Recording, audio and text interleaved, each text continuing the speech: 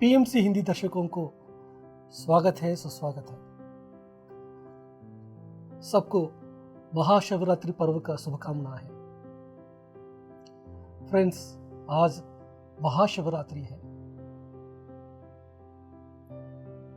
आज का दिन हम सब लोग शिव और पार्वती को याद करते हैं। क्या है शिव और पार्वती का प्रतीक? जब भी हम शिव और पार्वती को देखते हैं तो हमको सिर्फ ध्यान याद आते हैं, है कि नहीं? जब भी शिव जी बैठे हैं, ध्यान में बैठे रहे, तो हमको भी लगते हैं कि हम भी शिव जी जैसा ध्यान करें। तो फ्रेंड्स, आज शिवरात्रि का पर्व पर हम थोड़ा बहुत आज शिव और पार्वती के बारे में जानकारी करेंगे। शिव और पार्वती के जीवन से हमको पता चलेगा कि संसार ही निर्वाण है। शिव जी रात के समय में हमेशा ध्यान करते हैं। रात के समय में वो गंगा के साथ रहते हैं, उस आकाश गंगा का पावन करते रहते हैं। आकाश गंगा माने क्या है? यह है कॉस्मिक एनर्जी, विश्व शक्ति। रात के समय में जब ध्यान में बैठेंगे, विश्व शक्ति का आवाहन हो जाएंगे, उसके द्वारा हम शक्तिमान बन जाएंगे। क्यों शिव जी देवों को देव बन गया, महादेव बन गया? क्योंकि उन्होंने उतना ध्यान किया। जितना ध्यान हम करते हैं उतना ही शक्तिमान हम बन जाते हैं। दिन में शिव जी संसार के साथ रहते हैं, पार्वती के साथ रहेंगे, गणेश के साथ रहेंगे, कार्तिकेय जी के साथ रहेंगे, तो सबके साथ इस संसार में आनंद के साथ रहते हैं। दिन में नृत्य के साथ रहेंगे, डांस करेंगे, संगीत के साथ रहेंगे। ऐसा हमारे जीवन में भी हम ये दिन में ये संसार के साथ रहना चाहिए, तो गृहस्थ का जीवन को जीना चाहिए। रात के समय में हमको ध्यान करना चाहिए, बस यही हमको करना चाहिए। संसार को छोड़ के निर्वाण नहीं है, और सिर्फ निर्वाण ही हमारा जीवन नहीं है। संसारी हमारा जीवन नहीं है, निर्वाण भी जीवन नहीं है। 50% संसार में रहना चाहिए, 50% हम निर्वाण में रहना चाहिए। तो फ्रेंड्स, हम सब लोगों ने एक स्टोरी सुना है। क्या स्टोरी सुने हैं? जब गणेशा और कार्तिकेय के बीच में एक कंपटीशन होती है, उसमें गणेशा जीत जाते हैं। उस स्टोरी से हम क्या सीखना है? गणेशा ने उस समय अपना माता पिता को नमस्कार करके उनको एक बार सराउंड करके आया, एक राउंड ऐसा करके आया, उनको प्रदक्षिणा किया है। कार्तिकेय जी चला गया, पूरा धरती को परिक्रमण करने के लिए चला गया। ये स्टोरी से हमको पता चलेगा कि जो लोग ये दुनियादारी में भागते रहते हैं उनके लिए कभी भी सक्सेस नहीं है। बहुत सारे ध्यानी को देख के लोग क्या कहते हैं कि आलसी लोग हैं, बैठे रहते हैं, आंखें बंद करके रखते हैं, ऐसा सोचते हैं। लेकिन जो आंखें बंद करके रखते हैं वही असली जीवन है, वही असली सक्सेस है। यही स्टोरी से पता चलेगा। जब भी कार्तिकेय जी कहीं भी तीर्थ स्थान में जाके नहाने के लिए जाते थे, उसके पहले गणेशा दिखाई देते थे। तो गणेशा जी ने क्या किया? गणेशा जी ने ध्यान में बैठ गया, अपना स्थूल शरीर से सूक्ष्म शरीर को अलग करके पहले ही चला गया। ये जो सूक्ष्म शरीर है कहीं भी जा सकती है। ये जो भौतिक शरीर को लिमिटेशन है, लेकिन सूक्ष्म शरीर के लिए लिमिटेशन नहीं है। इसीलिए कार्तिकेय जी पहले अपने पहले ही गणेशा को देखा था। इसलिए उन्होंने पूरा कंपटीशन को कंप्लीट करने के पहले ही शिव जी के पास आया तो गणेशा दिखाई दिया। क्योंकि गणेशा जी ने अपना माता पिता मतलब कौन है? जो शिव और पार्वती है, वो लोग ध्यान का प्रतीक है। इसी की वजह से उन्होंने अपना माता पिता को नमस्कार किया। तो हम भी ध्यान को नमस्कार करना चाहिए, ध्यान को अपनाना चाहिए। पहले भीतर दुनिया में हम जीतना चाहिए, तभी हम बाहर दुनिया में हम जीत सकते हैं। तो फ्रेंड्स, अभी मेरे को एक स्टोरी याद आ रहा है। एक बार सभी देवी देवताएं हैं शिव जी को मिलने के लिए जाना चाहते हैं। देवी देवताएं कहाँ रहते हैं? एस्ट्रल वर्ल्ड में रहते हैं, देवता लोक में रहते हैं। यह सूक्ष्म लोक है। शिव जी कहाँ रहते हैं? शिव जी है सत्यलोक में, महाकारण लोक में रहते हैं।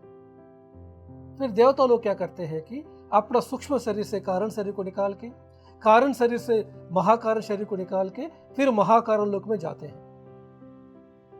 जब वो देवी देवता महाकारण लोक में जाते हैं, वो तो देखते हैं कि शिव जी ध्यान में बैठे हैं।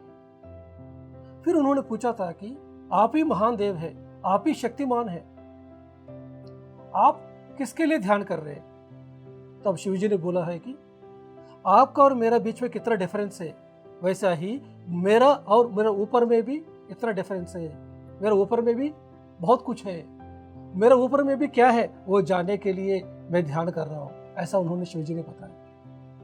इससे हमको क्या पता चलेगा कि हमको ये जो हमारा यात्रा है, आत्मा का जो यात्रा है, ये अनंत यात्रा है। हम पूर्णात्मा बने, हम शिव जी की स्थिति तक पहुंचे, फिर भी हमारा यात्रा तो चलता रहेगा। तो देवी देवता है सूक्ष्म लोकों में रहते हैं। जो लोग मुक्ति पा लेते हैं वो लोग कारण शरीर में रहते हैं। जो लोग हैं पूर्णात्मा बन जाते हैं वो लोग हैं महाकारण लोक में रहते हैं। हम लोगों को भी लक्ष्य है कि महाकारण लोक तक पहुंचे। जितना भी पूर्णात्मा है सब लोग महाकारण लोक में हैं। और एक कहानी है, जब पार्वती माता शिव जी से शादी करना चाहती है तब क्या होती है कि शिव जी ध्यान में है, क्योंकि जो उनका जो पत्नी थी सती माता ने आत्माहुति किया था। अपना शरीर को पूरा आग में, उन्होंने आग में कूद के अपना शरीर को पूरा आत्मत्याग कर दिया था। किस लिए? लोक कल्याण के लिए। उसके बाद शिव जी के अंदर एक वैराग्य आ गया था। उसके बाद वो ध्यान में पहुंच गया। वही सती माता फिर अगले जन्म में पार्वती माता के रूप में पैदा हुआ है और बचपन से ही वही इच्छा है कि फिर शिव जी को पाना है। जब शिव जी को पाना है तो फिर वो हमेशा वो शिव जी के पास जाती है और उनको उठाने के लिए कोशिश करती है, लेकिन उठते नहीं है। वो ध्यान में पहुंच गया। उन्होंने कितना भी कोशिश किया, नहीं हो पाता। आखिरी में पार्वती माता क्या करती है कि कामदेव को बुलाते हैं। कामदेव को बुला के उनको मदद लेती है। फिर कामदेव ने अपना काम बाण शिव जी पर चलाते हैं। शिव जी का ध्यान भंग हो जाती है, इसलिए शिव जी ने अपना तीसरा नेत्र को खोल के वो कामदेव को भस्म कर जाते हैं। तब पार्वती माता को पता चलेगा कि शिव जी को प्रसन्न करना है तो ये तरीका नहीं है। शिव जी को प्रसन्न करने के लिए उनका तरीके से जाना पड़ेगा। मैं भी ध्यान करना चाहिए, क्योंकि शिव जी का ऊर्जा इतना है और पार्वती माता का ऊर्जा इतना है। जब ऊर्जा इतना है तो क्या करना चाहिए? पार्वती माता का ऊर्जा भी इतना तक पहुंचना चाहिए, तभी वो शिव जी से मिल सकती है। फिर पार्वती माता ने भी ध्यान करना शुरू किया, अपना एनर्जी लेवल बढ़ाया। जब शिव जी की स्थिति तक पहुंचे हैं तब शिव जी ने आंखें खोली। तब उन्होंने शादी के लिए स्वीकार किया। फिर दोनों का शादी हो गया, बहुत खुशी के साथ रह रहे। अभी कहानी में और एक ट्विस्ट है, बहुत अच्छी तरीके से जानिए फ्रेंड्स। ये सभी सिचुएशन हमारे लाइफ पे भी आते हैं। जब एक दिन पार्वती माता खुश है शिव जी के साथ, उसे कैलाश पर्वत में, कैलाश पर्वत कैसे रहती है? बहुत नेचुरल एनवायरनमेंट रहती है। बहुत सारा वाटरफॉल्स रहेगा, पेड़ रहेगा, पक्षी रहेगा, ऐसा रहती है। लेकिन एक दिन क्या हुआ था कि लक्ष्मी माता से एक खबर पहुंची है पार्वती माता को स्वर्ग में आने के लिए। जब पार्वती माता पहुंची है लक्ष्मी माता के पास स्वर्ग में, जब पार्वती माता को लगा है कि अरे यार, लक्ष्मी माता देव को इतना अच्छा स्वर्ग में रह रही है, उनके पास सभी फैसिलिटीज है।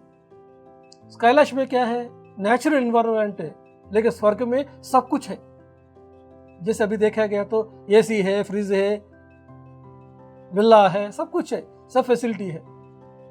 तो पार्वती माता को लगते हैं कि अरे यार, मुझको भी इस तरह का एक ऐसा शहर चाहिए जैसे एक स्वर्ग जैसा, ऐसा लगता है। जनरली हम भी क्या करते हैं, ध्यान करके बहुत खुशी जीवन में रहते हैं, जो जरूरत है वो पूरा होगा तो अच्छा है, ऐसा समझ के बैठते हैं।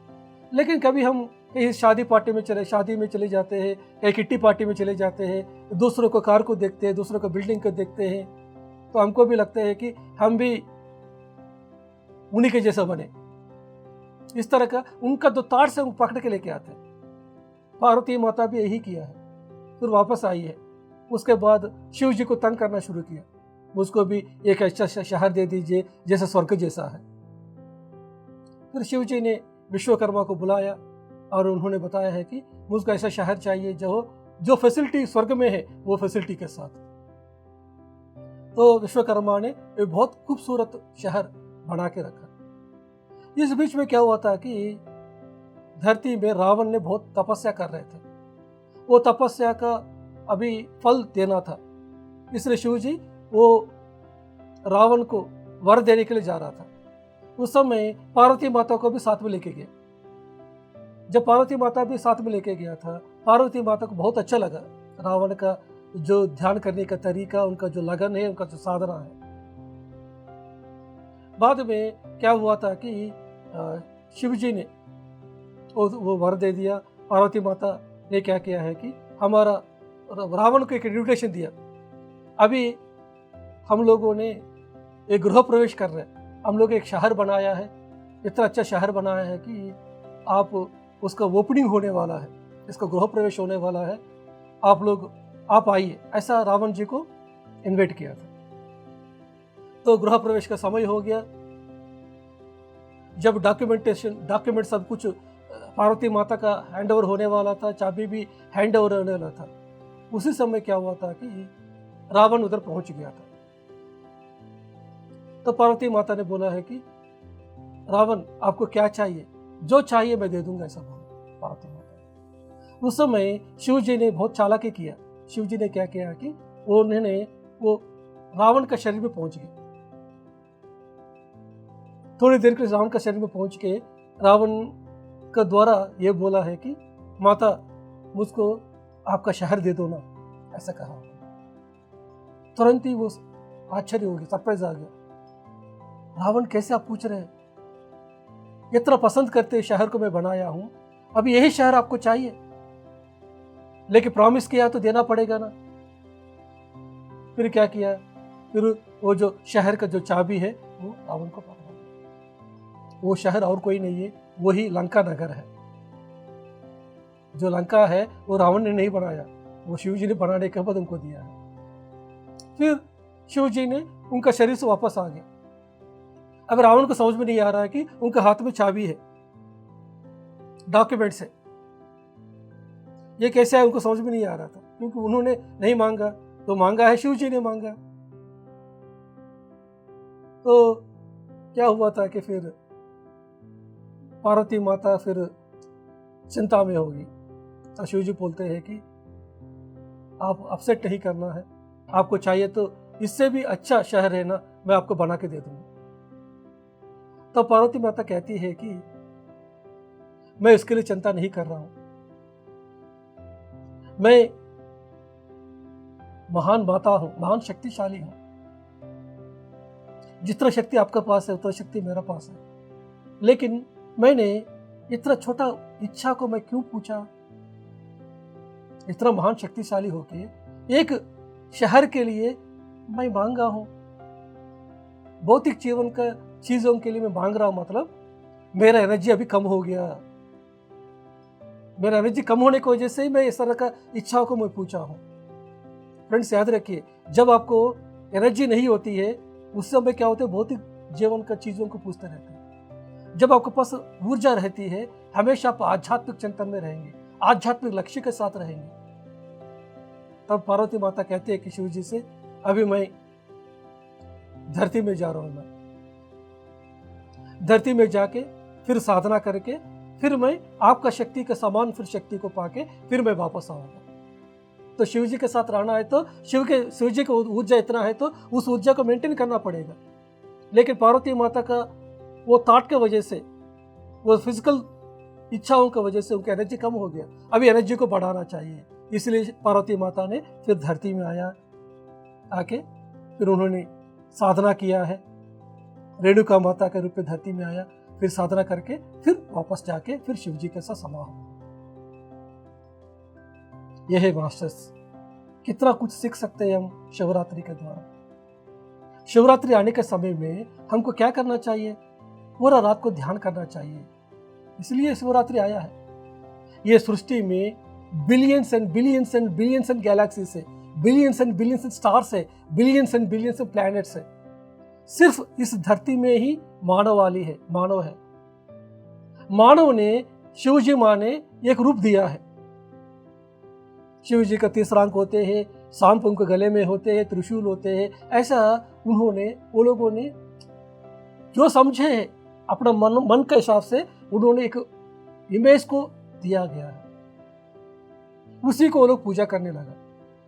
लेकिन शिव जी है इससे परे है। जब तक आप माइंड को ट्रांसेंड नहीं करेंगे, अपना मन को शून्य नहीं करेंगे, आप शिव जी को पा नहीं सकते हैं। शिव जी को पाना है तो, जानना है तो अपने मन को शून्य करना पड़ेगा। उनका जो इमेज जो दिया है धरती में, इसका इमेज को एक मीनिंग होती है। जितना भी लोग शिव जी को अपना ध्यान के द्वारा देखा है, वो उनको एक डिपिक्शन दिया है रूप के रूप में, लेकिन उसी को पकड़ के नहीं रखना है। एक बिल्ली है, भगवान को कैसे समझेगी? बिल्ली के रूप में समझेगी। एक सांप भगवान को कैसे समझेगी? सांप के रूप में समझेगी। एक मानव भगवान को मानव के रूप में समझेगा।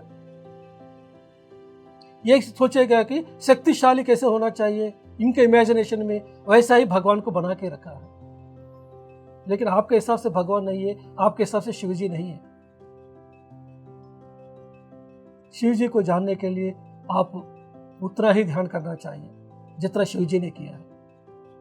जब तक हम अहम ब्रह्मास्म स्थिति में नहीं पहुंचेंगे, शिवोहम का स्थिति में नहीं पहुंचेंगे, तब हम शिव जी को समझ नहीं सकते। इसलिए खूब ध्यान, स्वाध्याय, सज्जन संगत करना चाहिए। तो शिवरात्रि के लिए मेरा मैसेज यही है कि शिवोहम, अहम शिवा, हम सब लोग शिवा है। बस यही जानना है, महाशिवरात्रि का महत्व है। Thank you friends, thank you so much.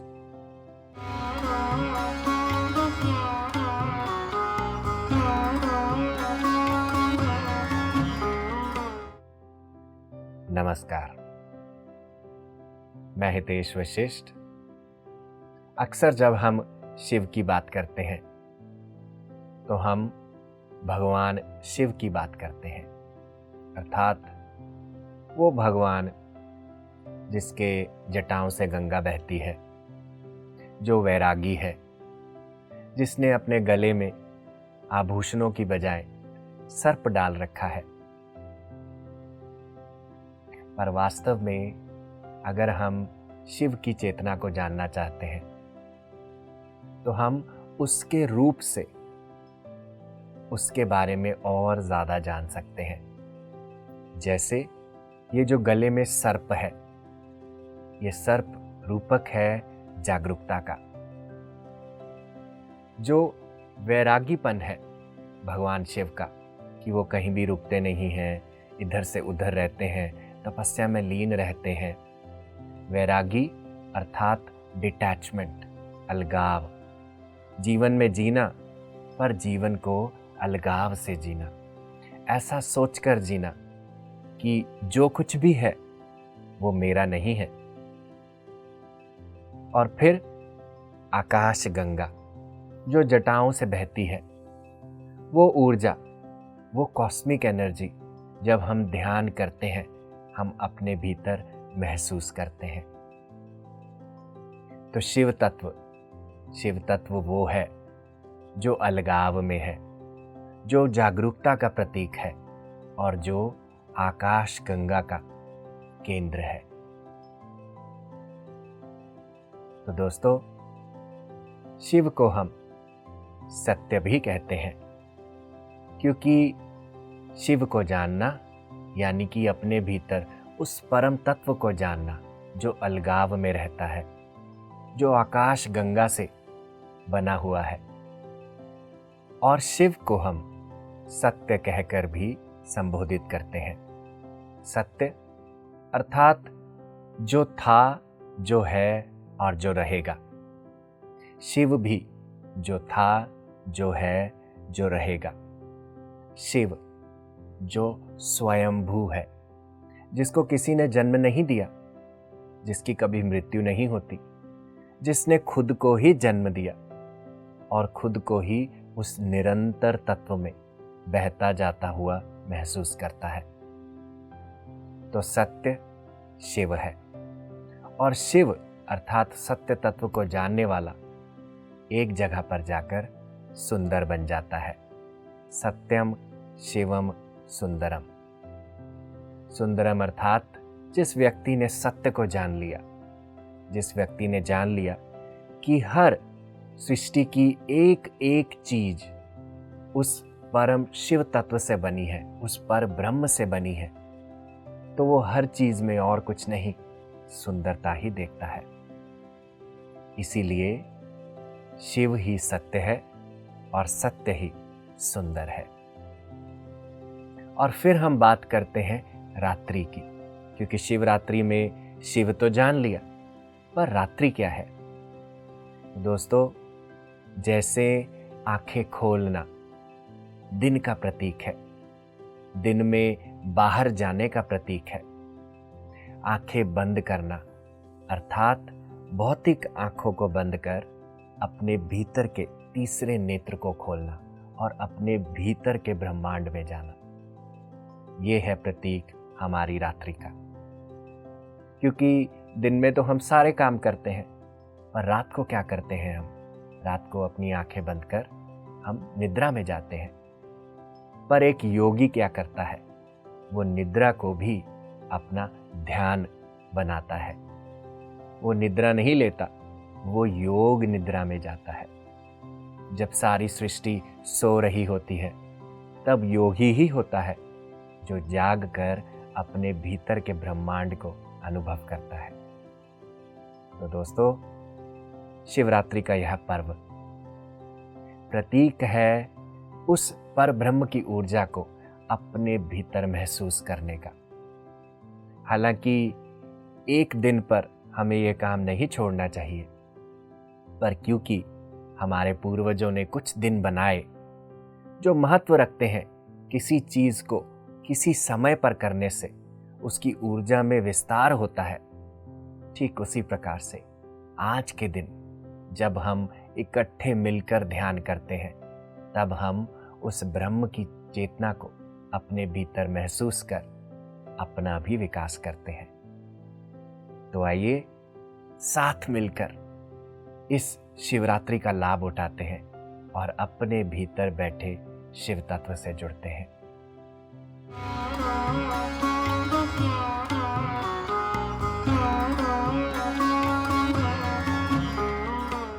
नमस्ते, मैं राधिका मेहरोत्रा आपके समक्ष प्रस्तुत हूँ। अगर हम शिव के बारे में बात करें तो शिव है कौन? जो नहीं है वही शिव है। जो हमारे समक्ष है वो शिव नहीं है। शिव अपने आप में एक संपूर्ण, एक पूर्ण वाक्य है। ये तो मैं बहुत छोटी सी ही बात कह रही हूँ। अब चलते हैं उस तरफ की ओर कि महाशिवरात्रि को हम सेलिब्रेट क्यों करते हैं। तो सबसे पहले हम बात करते हैं मून फेजेस की, यानी कि जब चंद्रमा अपने ध्यायों में जाता है। 12 महीने में 12 शिवरात्रियाँ आती हैं, लेकिन जो माघ और फाल्गुन के समय पे महाशिवरात्रि होती है, उसका एक अपना ही आध्यात्मिक सिग्निफिकेंस है। हर महीने नो मून या फिर अमावस्या के पहले का दिन जो होता है उसको शिवरात्रि बोलते हैं। जब चांद पूरी तरह से बिल्कुल ही छुपा हुआ होता है, उसको हम डार्क मून भी बोलते हैं। ये वो समय है जब हमारा आध्यात्मिक ऊर्जा है वो सबसे पीक पर होती है और हम ध्यान करके उस ऊर्जा को बहुत अच्छे से अपने शरीर में यूटिलाइज कर सकते हैं, यूज़ कर सकते हैं। तो महाशिवरात्रि इतनी ज़्यादा क्यों सिग्निफिकेंट है? महाशिवरात्रि में जो हमारा प्लैनेट है, यानी कि जो मदर अर्थ है, धरती है, पृथ्वी है, वो नॉर्दर्न हेमिस्फीयर जो उसका होता है वो एक ऐसे एंगल पर होता है कि जो ब्रह्मांडीय ऊर्जा है यानी कि जो कॉस्मिक ऊर्जा है वो हमारे भीतर सबसे ज़्यादा बह रही होती है। इस कदर बह रही होती है कि अगर हम पूरी रात शिवरात्रि के दिन स्थिर बैठ के यानी कि सीधा पीठ रखकर ध्यान करें तो जो हमारी ग्रोथ है, हमारी जो स्पिरिचुअल ग्रोथ है वो बहुत हाई हो जाती है। इनफैक्ट लोगों को अपनी पास्ट लाइफ दिखती हैं, बहुत सारे ट्रॉमास हील हो जाते हैं। कैसे? शिव अपने आप में एक रहस्य है। आप ना जिनको समझ सकते हैं और जिनको समझ में आता है वो भी उनको पूर्ण रूप से जान नहीं पाते। जब आपको लगता है कि आप उनको जान चुके हो, वहाँ पर वो एक नया रूप लेकर आपके समक्ष प्रस्तुत हो जाते हैं। शिव और शव में अंतर नहीं है। अंतर कहाँ पर है? जहाँ पर हमें ये लगता है कि ये जो डार्कनेस है या ये जो अंधेरा है वो खराब है, वो किसी प्रकार से बुरा है, पर सच्चाई तो ये है कि हम सब इसी अंधेरे से उठकर आ रहे हैं। अंधेरा यानी कि आपके भीतर की शैडोज़। जब आप अपने शैडोज़ को एक्सेप्ट करते हो, जब आपको ये समझ में आता है कि जो आपके भीतर की लाइट और डार्क एनर्जीज़ हैं, ये आप जैसे ये कलर देख रहे हो ना, ब्लैक और white, yin and yang, masculine feminine, या जिसको हम बोलते हैं महिला पुरुष या फिर स्त्री तत्व और पुरुष तत्व, वो जब एक होते हैं वहाँ पर बैलेंस आता है, वहाँ पर आते हैं शिव, और या आप जिसको अर्धनारीश्वर भी बोल सकते हैं। महाशिवरात्रि के अलग अलग सिग्निफिकेंस हैं, लेकिन आज मैं पर्सनल बेसिस पर 2 सिग्निफिकेंस को आपके समक्ष प्रस्तुत करूंगी। एक वो जो गृहस्थ जीवन में लोग अपनाते हैं और दूसरा वो जो आध्यात्मिक जीवन में लोग समझते हैं। जो गृहस्थ जीवन वाले हैं, जो गृहस्थ में हैं या जो फैमिली लाइफ, जो नॉर्मल लाइफ जी रहे हैं, उनके लिए शिवरात्रि का महत्व क्या है कि जब शक्ति और शिव का यूनियन हुआ था, जब उनकी शादी हुई थी, और ये शादी भी बहुत ठाट बाट से पूरे सारे शिवगण के साथ, पूरे बैंड बाजा के साथ, गाजे बाजे के साथ ये शादी हुई थी। तो ये यूनियन का सिग्निफिकेंस क्या है? क्या ये सिर्फ एक जो हम सांसारिक जीवन में शादी होती है उसकी बात कर रहे हैं, या हम उसके बियॉन्ड कुछ बात कर रहे हैं? जो शिव भक्त हैं या जो शिव को मानते हैं, जो शिव तत्व को मानते हैं, उनका कहना ये है कि जब ये यूनियन हुआ था, जब ये सेक्रेड मैरिज हुई थी, उस समय में इस पृथ्वी में जो तमस, रजस और सत्व गुण हैं, जो 3 गुण होते हैं हमारे, तमोगुण, सत्वगुण और रजोगुण, वो आपस में अमालगमेट हो गए थे, यानी कि आपस में मिल गए थे। तो वो जो बैलेंस हुआ था उससे सृष्टि में संरचना और बढ़ती गई और ये सृष्टि और गहरी होती गई। यहाँ पर फल फूल, नदी और जो भी हम प्रकृति में देखते हैं वो सब कुछ उत्पन्न होने लग गया और बेहतर तरीके से। अगर हम आध्यात्मिक की तरफ जाएं, जो तंत्र में हैं, जो तंत्र विद्या में विश्वास रखते हैं, या जो स्पिरिचुअली अपने आप को ग्रो करना चाहते हैं, उनके अकॉर्डिंग महाशिवरात्रि यानी कि शिव का दिन, जिस दिन शिव हिमालय के जैसे स्टिल हो गए थे, वो ध्यान में ऐसा लीन हुए कि उन्होंने हिलना तक बंद कर दिया, वो पूर्ण रूप से अपने सत्व गुण के साथ एक हो गए थे। इसको हम शिवरात्रि कहते हैं। इसीलिए कई लोगों का, कई स्कूल ऑफ थॉट्स का ये मानना है कि अगर आप शिवरात्रि के दिन पूरी रात बैठ के अपनी पीठ को इरेक्ट रख कर अगर आप ध्यान करते हो तो उसके स्पिरिचुअल बेनिफिट्स बहुत ज़्यादा होते हैं। अगर आप एक तरीके से पीछे जाएं और हम शिव को समझने की कोशिश करें तो शिव है क्या, वो क्या करना चाह रहे हैं? क्या शिव एक भगवान है जिनको हमें पूजा अर्चना करके खुश करना है, या शिव एक मिथ है, एक तरीके का लोर है, एक मिथिकल क्रीचर है जो शायद एग्जिस्ट करते हैं, नहीं करते हमें पता नहीं। इसका उत्तर हम अगर ढूंढना भी चाहें तो हमें मिलेगा नहीं, क्योंकि ये एक ऐसी फीलिंग है, एक ऐसा एक्सपीरियंस है जिसको आप सिर्फ फील ही कर सकते हो। आप जितना गहरा शिव के प्रति उतरोगे, जितना उनको समझने की कोशिश करोगे, उतना आपको ये फील होगा कि वो आपके भीतर ही तो हैं, आपके समक्ष, आपके आसपास हैं। जो भी हमारे भीतर एक एनर्जेटिक फोर्स है, एक जो डार्कनेस है और जो लाइट है, वो शिव है। जो हमारे बीच में उस डार्कनेस और लाइट का जो एक बैलेंस है, जो एक यूनियन है, एक जुड़ाव है, वो शिव है। हर तरह में जब आप आँख खोलो, आप जहाँ जहाँ तक देखोगे डार्कनेस ही तो है। अगर हम साइंटिफिकली बात करें या साइंस को इसमें बीच में लेकर आएँ, तो ये जो पूरा ब्रह्मांड है, ये जो ऊर्जा है पूरी, उसमें 5% जो है वो सूक्ष्म बॉडीज़ हैं या गैलेक्टिक बॉडीज़ हैं, स्पिरिचुअल बॉडीज़ हैं। बाकी 95% यानी कि 95% इट्स ऑल डार्कनेस। ये पूरा पूरा घना अंधेरा है, घोर अंधेरा, जिसका मैंने स्टार्टिंग में उल्लेख किया था। अब ये अंधेरा है क्या और कैसे कैसे इसमें से एक यूनिवर्स का पूरा निर्माण हो सकता है? अंधेरा अपने आप में नेगेटिव या पॉजिटिव नहीं होता, ये हमारे दिमाग की सोच है। अगर हम ऊर्जा की बात करें, एनर्जी की बात करें, तो एनर्जी ना ही तो नकारात्मक होती है ना ही सकारात्मक होती है। एनर्जी एक न्यूट्रल स्टेट में रहती है, यानी कि उसका कोई स्टेट ही नहीं होता।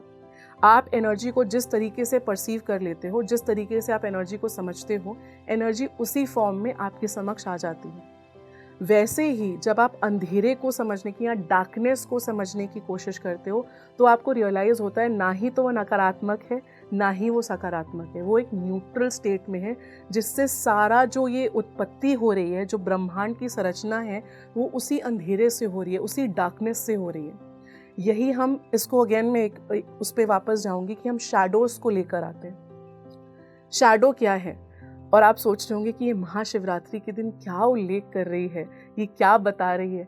एक्चुअली मैं जो भी मैं आप पे बात कर रही हूँ वो बहुत ही ज़्यादा सटीक है और हमको समझने की बहुत ज़रूरत है, क्योंकि हम भक्ति में इतना लीन हो जाते हैं कि अरे धतूरा चढ़ा देते हैं, अरे बेलपत्र चढ़ा देते हैं, अरे दूध चढ़ा देते हैं।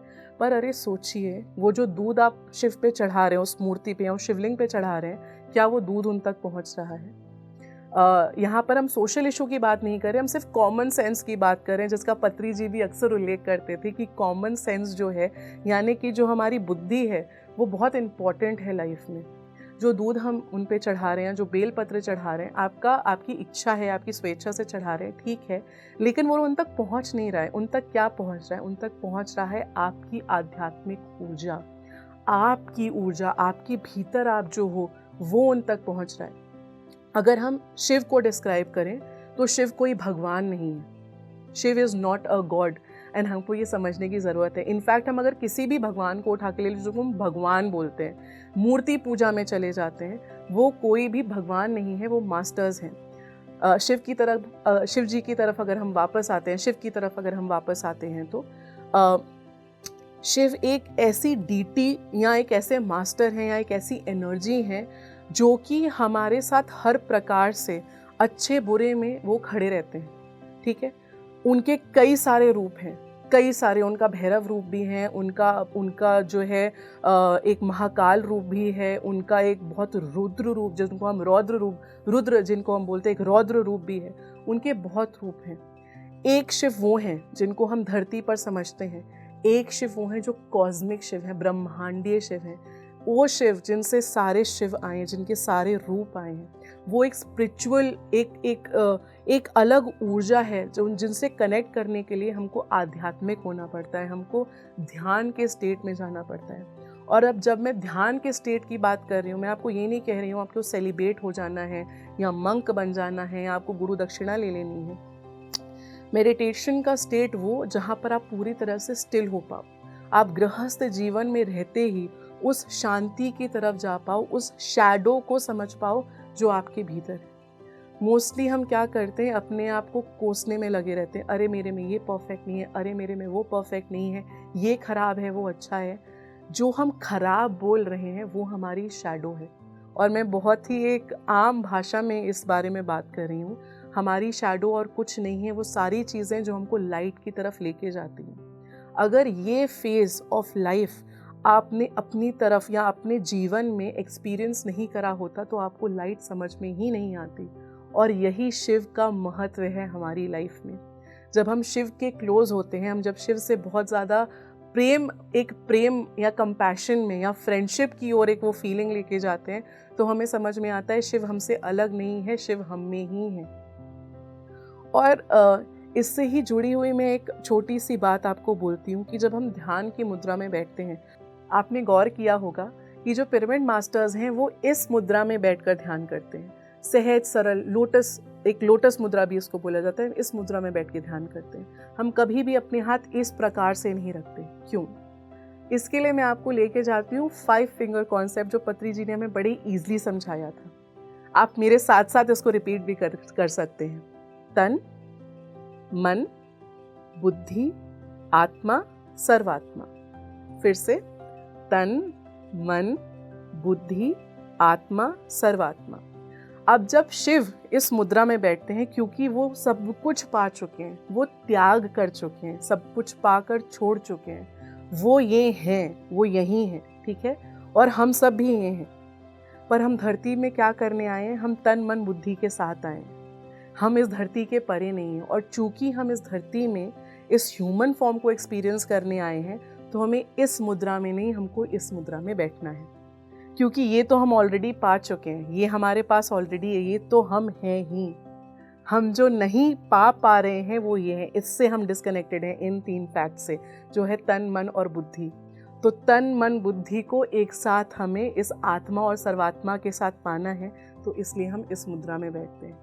और जब हम इस मुद्रा में बैठते हैं तो शिव को समझना, पाना, उनके पास जाना बहुत ईजी हो जाता है, क्योंकि हम क्या कर रहे हैं? हम इस मुद्रा में बैठकर खुद से मिल रहे हैं। तो ये जो महाशिवरात्रि का जो कॉन्सेप्ट है, आज मुझे सिर्फ आपको शिव तक पहुंचाना था। मैं एक सिर्फ जरिया थी, और मैं चाहती हूँ कि सब लोग इस बात को समझें कि शिव कोई भगवान नहीं है जिनको आपको भगवान रूप में टेम्पल्स में जाके या मतलब किसी बाहर किसी शिवलिंग में आपको जाकर उनको ढूंढना है।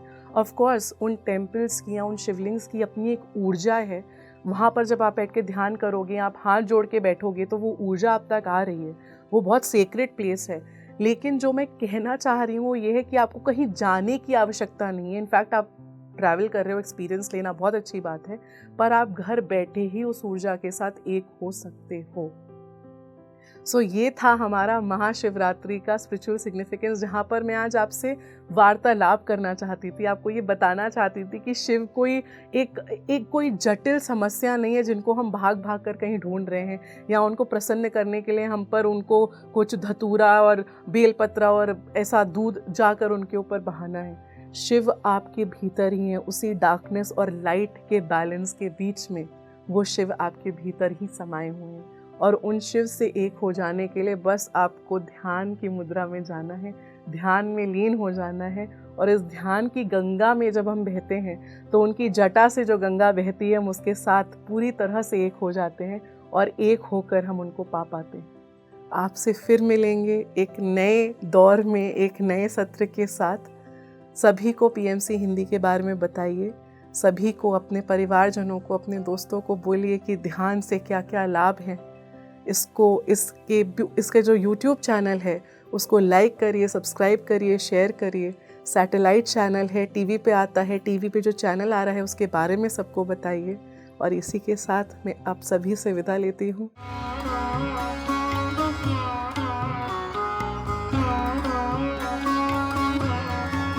पीएमसी हिंदी बदले जीवन।